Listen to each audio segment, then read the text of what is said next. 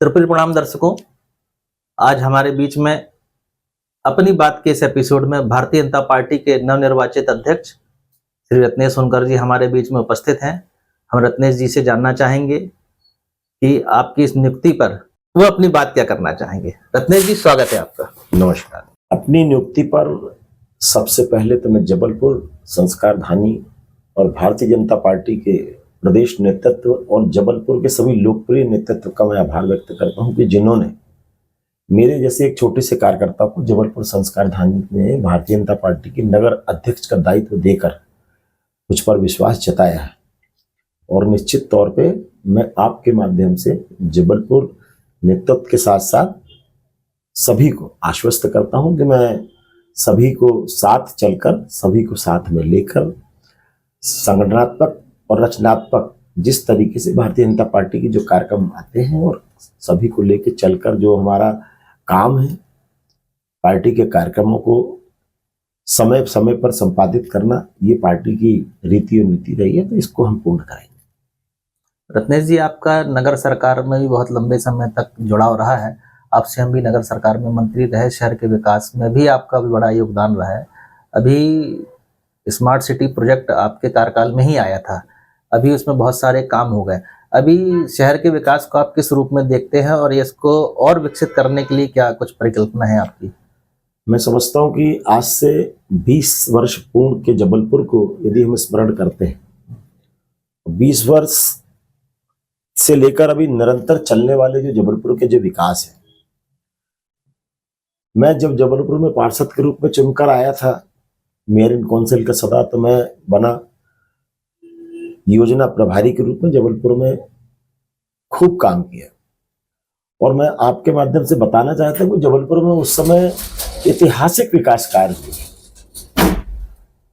जबलपुर में उसी विकास की कड़ी को निरंतरता प्रदान करते हुए जबलपुर के लोकप्रिय सांसद, जिन्होंने लगातार 20 वर्ष तक जबलपुर का सांसद के रूप में नेतृत्व किया, उन्होंने जबलपुर को बड़े बड़े जबलपुर के विकास को एक नींव की, जो एक गंगा बहाई, एक विकास की गंगा बहाई, आज उसके कारण आज जबलपुर का स्वरूप ही बदल गया।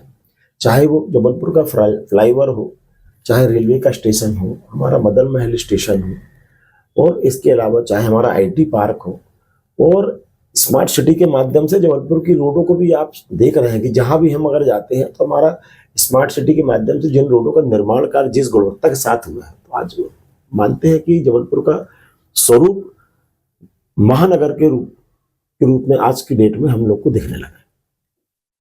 आज़ादी की 75वीं वर्षगांठ के अवसर पर और भारतीय जनता पार्टी कहती है कि अमृतकाल है, देश का भी है और मैं मानता हूं कि भारतीय जनता पार्टी का भी अमृतकाल है। इस अमृतकाल में ही हम देख रहे हैं कि सभी वर्गों का समावेश हुआ है। निश्चित रूप से आपकी नियुक्ति भारतीय जनता पार्टी जबलपुर के इतिहास में पहली बार अनुसूचित जाति वर्ग के किसी कार्यकर्ता को इतने बड़े स्थान पर नगर के प्रमुख के रूप में विराजमान कराया है। किस रूप में आप देखते हैं? देखिए, ये सब तो भारतीय जनता पार्टी में ही संभव है। मैं लगातार भारतीय जनता पार्टी में एक कार्यकर्ता के रूप में लगातार काम करता था। मैं वार्ड की कार्यकारिणी से लेकर, मंडल से लेकर, जिले के युवा मोर्चा के पदाधिकारी से लेकर, अनुसूचित जाति मोर्चा से लेकर, भारतीय जनता पार्टी में जिले के महामंत्री से लेकर और वर्तमान दायित्व तक, ये जो मेरी यात्रा है, मैंने अपने जीवन में हमेशा सेवा का संकल्प लिया था। और उस सेवा को संकल्प पूर्ण करने के लिए लगातार जब मैंने राजनीतिक क्षेत्र में कदम रखा तो मेरा भाव सेवा का ही रहा है। मैं जिस क्षेत्र में निवास करता हूं वहां पर अत्यंत गरीब अनुसूचित जाति वर्ग के लोग बहुत ही बड़ी संख्या में रहते हैं, जो बड़े नीडी लोग हैं, जो छोटी छोटी सी चीजों के लिए घर के लोगों, नेताओं के घर के चक्कर लगाते। लेकिन मुझे उसी पार्षद की श्रेणी में जब आया और लगातार जब उनका काम करने का मौका मिला और वहीं से मुझे सीखने को मिला और उनके दर्द को समझते हुए मैं समझता हूं कि ये जो यात्रा है, सेवा की यात्रा है, ये भारतीय जनता पार्टी और एक अनुसूचित जाति वर्ग के व्यक्ति को जबलपुर शहर संस्कारदानी बड़ा शहर देकर, मैं समझता हूं कि सिर्फ भारतीय जनता पार्टी में संभव है। और भारतीय जनता पार्टी में अनुसूचित जाति वर्ग को जरूर जबलपुर में बना है, लेकिन भारतीय जनता पार्टी में आपने केंद्र में भी यदि आप देखेंगे तो अनुसूचित जाति वर्ग के अनेक केंद्र के मंत्री भी हैं, मध्य प्रदेश सरकार में भी मंत्री हैं और महत्वपूर्ण जिम्मेदारियां बखूबी निभा रहे हैं।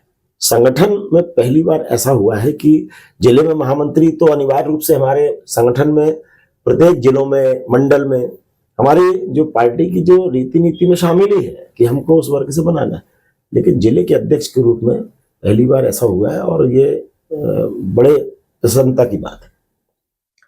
शहर विकास में आम जन की सहभागिता बढ़े, जिस तरह हम देखते हैं कि जब स्मार्ट सिटी का इंडेक्स आता है उसमें इंदौर नंबर 1 पे आता है ना।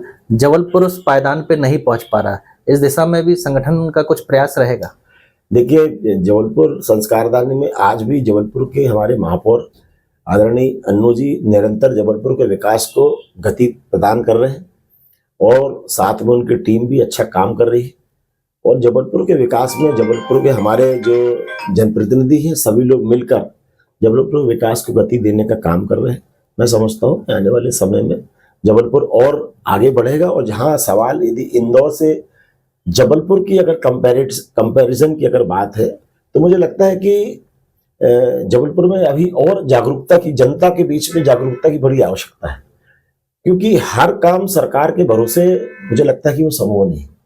इंदौर में जो अवेयरनेस है, पब्लिक अवेयरनेस बहुत ज्यादा है, खासकर स्वच्छता के मामले में इंदौर में जो हमने देखा है वहां पे पब्लिक इतनी अवेयर हो चुकी है कि पब्लिक खुद अपने शहर की चिंता करने लगी। मैं आपके माध्यम से इस बात को आप लोगों को पहुंचाना चाहता हूं कि जनता भी जागरूक हो और हर काम सरकार के भरोसे के बजाय यदि जनता स्वयं स्वच्छता पर यदि ध्यान दे तो मैं समझता हूँ कि जबलपुर अपने आप में और सुंदर होगा और इंदौर को मात देगा। वैसे तो भारतीय जनता पार्टी ने सभी वर्गों को, जातियों को समावेश किया हुआ है, लेकिन देश की आज़ादी में योगदान देने वाले फ्रीडम फाइटर्स ऐसी फैमिलियां हैं, उनके सक्सेसर्स हैं जो आज भी कई तरह की समस्याओं से जूझ रहे हैं, उनके लिए भी क्या हम कुछ प्रयास करेंगे या संगठन में समायोजन करेंगे? देखिए, भारतीय जनता पार्टी लगातार सभी वर्गों के लिए बहुत, क्योंकि कांग्रेस ने अपने 60 वर्ष के शासन में खासकर अनुसूचित जाति जनजाति वर्ग के साथ जो अन्याय और अत्याचार किया है उनको ठगने का काम किया है।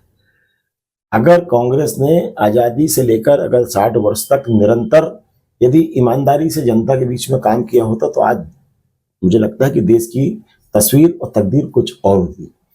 गरीब और गरीब होता गया और समाज में जो अनुसूचित जाति वर्ग के लोग थे वो योजनाएं उन्होंने खूब चलाई, लेकिन योजनाओं का लाभ उनको मिला नहीं। कांग्रेस ने हमेशा नारा दिया था कि कांग्रेस का हाथ गरीबों के साथ, लेकिन कांग्रेस ने कभी गरीबों के साथ अपना हाथ नहीं था और हमेशा कांग्रेस का हाथ उसकी जेब में था, अपनी जेब भरते थे। इसीलिए इस देश में अनुसूचित जाति वर्ग का व्यक्ति मुख्य धारा से जुड़ने से हमेशा वंचित रहा। संस्कारधानी वासियों को कोई संदेश आप देना चाहेंगे एज ए प्रेसिडेंट? संस्कारधानी वासियों को मैं त्रिपुरी टाइम्स के माध्यम से कहना चाहता हूं कि मां नर्मदा की कृपा सभी के ऊपर बनी रहे, आप स्वस्थ रहे, प्रसन्न रहे और त्रिपुरी टाइम्स इसी प्रकार निष्पक्ष और निर्भीकता से समाज को दिशा प्रदान करता रहे, यही मैं आपके माध्यम से कहना चाहता हूं। नर्मदे हर। आप सुन रहे थे भारतीय जनता पार्टी के नवनिर्वाचित नगर अध्यक्ष श्री रत्नेश सोनकर जी को। बहुत ही सहज और सरलता से इन्होंने अपनी संगठन की और सरकार की बात आपके समक्ष रखी। बहुत बहुत धन्यवाद।